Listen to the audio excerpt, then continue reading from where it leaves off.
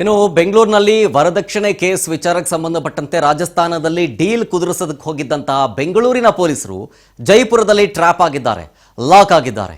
ಏನು ಈ ಕೇಸ್ ಅಂತಂದ್ರೆ ಬೆಂಗಳೂರಿನಲ್ಲಿ ವರದಕ್ಷಿಣೆಯ ಕೇಸ್ ಆಗಿರುತ್ತೆ. ಇದಕ್ಕೆ ಸಂಬಂಧಪಟ್ಟಂತೆ ಡೀಲ್ ಕುದುರಿಸ್ಕೊಳ್ಳೋದಕ್ಕೆ ಬೆಂಗಳೂರಿನ ಪೊಲೀಸರು ಜೈಪುರಕ್ಕೆ ಹೋಗಿರ್ತಾರೆ.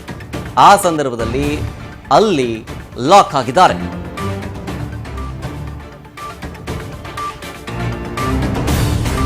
ಈ ವರದಕ್ಷಿಣೆ ಕೇಸ್ ವಿಚಾರ ಸಂಬಂಧ ಆರೋಪಿಯ ಬಂಧನಕ್ಕೆ ತೆರಳಿದ್ದ ವೇಳೆ ಲಂಚಕ್ಕೆ ಡೀಲ್ ಮಾಡಿದ್ರಂತೆ ಬೆಂಗಳೂರಿನ ಒಂದು ಜನ ಪೊಲೀಸರು.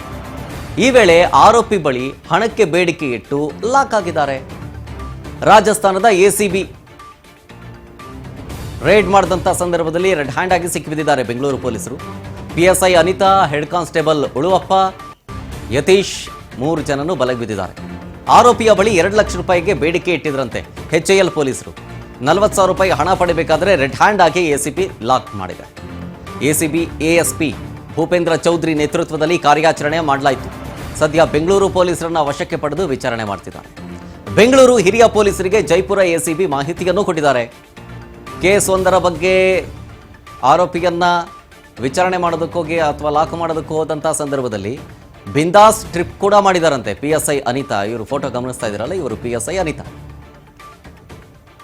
ಈ ಡೌರಿ ಕೇಸ್ ವಿಚಾರಕ್ಕೆ ಸಂಬಂಧಪಟ್ಟಂತೆ ಆರೋಪಿಯನ್ನ ಲಾಕ್ ಮಾಡಕ್ಕೆ ಹೋಗಿ ಇವರೇ ಲಾಕ್ ಆದರು.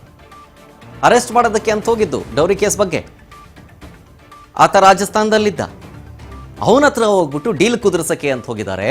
40 ಲಕ್ಷ ರೂಪಾಯಿ ಅಡ್ವಾನ್ಸ್ ಇಸ್ಕೊಳಕ್ಕೆ ಹೋದಂಥ ಸಂದರ್ಭದಲ್ಲಿ ರಾಜಸ್ಥಾನದ ಎಸಿಬಿ ಟೀಮ್ ರೇಡ್ ಮಾಡಿ ರೆಡ್ ಹ್ಯಾಂಡ್ ಆಗಿ ಸೆರೆ ಸಿಕ್ಕಿದ್ದಾರೆ. ಇದು ರಾಜ್ಯ ಪೊಲೀಸ್ ಇಲಾಖೆಗೆ ದೊಡ್ಡ ಅವಮಾನ. ಇದು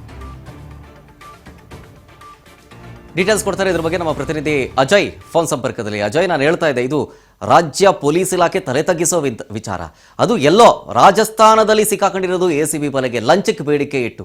ಈ ಕೇಸ್ ವಿಚಾರ ಸಂಬಂಧ ಏನೇನಾಯ್ತು ಡೀಟೇಲ್ ಆಗಿ ಹೇಳೋದಾದ್ರೆ?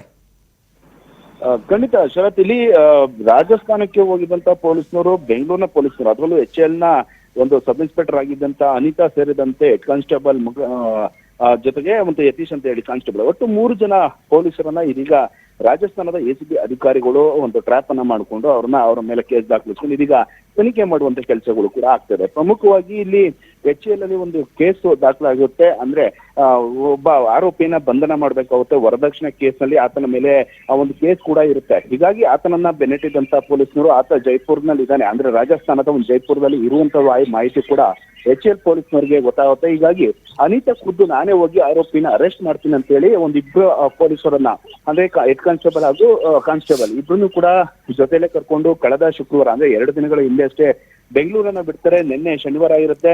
ಸಾಕಷ್ಟು ಒಂದು ಮೋಜು ಮಸ್ತಿಯನ್ನ ಮಾಡಿರ್ತಾರೆ. ಅಲ್ಲಿ ಹೋದಂತ ಸಂದರ್ಭದಲ್ಲಿ ಬೀಚ್ಗಾಗಿರ್ಬೋದು, ಜೊತೆಗೆ ಕೆಲವೊಂದಿಷ್ಟು ಕಡೆಗಳಲ್ಲಿ ಹೋಗಿ ಒಂದು ಶಾಪಿಂಗ್ ಮಾಡುವಂತದ ವಿಚಾರ ಆಗಿರ್ಬೋದು, ಎಲ್ಲವನ್ನೂ ಕೂಡ ಫುಲ್ ಎಂಜಾಯ್ ಮಾಡ್ಕೊಂಡಿರ್ತಾರೆ. ಇವತ್ತು ಬೆಳಗ್ಗೆ ಒಂದು 9 ಗಂಟೆ ಸುಮಾರಿಗೆ ಆರೋಪಿಯನ್ನ ಪತ್ತೆ ಮಾಡಿದಂತ ಪೊಲೀಸರು ನೇರವಾಗಿ ಆತನನ್ನ ಬಳಿ ಹೋಗ್ತಾರೆ. ನಂತರ ನಿನ್ನ ಮೇಲೆ ಹೀಗೆ HAL ಪೊಲೀಸ್ ಠಾಣೆಯಲ್ಲಿ ನಿಮ್ಮ ಹೆಂಡತಿ ವರದಕ್ಷಿಣೆ ಕಿರುಕುಳ ಸೇರಿದಂತೆ ಒಂದು ಕಂಪ್ಲೇಂಟ್ ಅನ್ನು ಕೊಟ್ಟಿದ್ರೆ, ಆ ವಿಚಾರಕ್ಕೆ ನೀವು ಬೆಂಗಳೂರಿಗೆ ಬರಬೇಕು, ಜೊತೆಗೆ ನಿಮ್ಮನ್ನ ಅರೆಸ್ಟ್ ಮಾಡಬೇಕು ಅಂತ ಹೇಳಿ ಮಾಹಿತಿಯನ್ನು ಕೊಟ್ಟ ನಂತರವಾಗಿ ಆತ ಕೂಡ ರಿಕ್ವೆಸ್ಟ್ ಅನ್ನ ಮಾಡ್ಕೊಂತಾನೆ. ನಂತರ ಆಯ್ತು, ಈ ಕೇಸ್ನ ಇಲ್ಲೇ ಮುಗಿಸ್ತೀನಿ, ಈ ಕೇಸ್ನಲ್ಲಿ ನಿನ್ನ ಅರೆಸ್ಟೇ ಮಾಡಲ್ಲ, ನಾವು ಇಲ್ಲಿಂದನೇ ಬಿಟ್ಟು ಹೋಗ್ತೀವಿ ಅಂತ ಹೇಳಿ ಸಬೂಬನ್ನ ಹೇಳ್ಕೊಂಡು ಆತನ ಬಳಿ ಹಣಕ್ಕೆ ಬೇಡಿಕೆ ಇಡುವಂತ ಕೆಲಸಗಳು ಕೂಡ ಆಗುತ್ತೆ. ಇಲ್ಲಿ 3 ಜನ ಪೊಲೀಸರು, ಅಂದ್ರೆ ಹೆಡ್ ಕಾನ್ಸ್ಟೇಬಲ್ ಅನಿತಾ ಸೇರಿದಂತೆ ಇನ್ನೂ 2 ಸೇರ್ಕೊಂಡು ಆತನಿಗೆ 2 ಲಕ್ಷ ಹಣವನ್ನ ಕೊಡಿ, ನಾವು ಬಿಟ್ಟು ಹೋಗ್ತೀವಿ ಅಂತ ಹೇಳಿ ಮಾತನ್ನ ಆಡಿರ್ತಾರೆ. ಇದನ್ನ ಆದ ನಂತರವಾಗಿ ಅಷ್ಟು ಕೊಡೋದಕ್ಕಾಗಲ್ಲ, 1 ಲಕ್ಷ ಕೊಡ್ತೀನಿ ಅಂತ ಹೇಳಿ ಆತ ಕೂಡ ಒಪ್ಕೊಂಡಿರ್ತಾನೆ. ಅದೇ ರೀತಿಯಾಗಿ ಅಡ್ವಾನ್ಸ್ ಕೊಡುವವರೆಗೂ ಇರುತ್ತಲೆ ಮುಂಗಡವಾಗಿ ಆತರ ಅವ್ರನ್ನೆಲ್ಲರನ್ನು ಕೂಡ ಕರ್ಸ್ಕೊಂತಾನೆ. ಅದಾದ ನಂತರದಲ್ಲಿ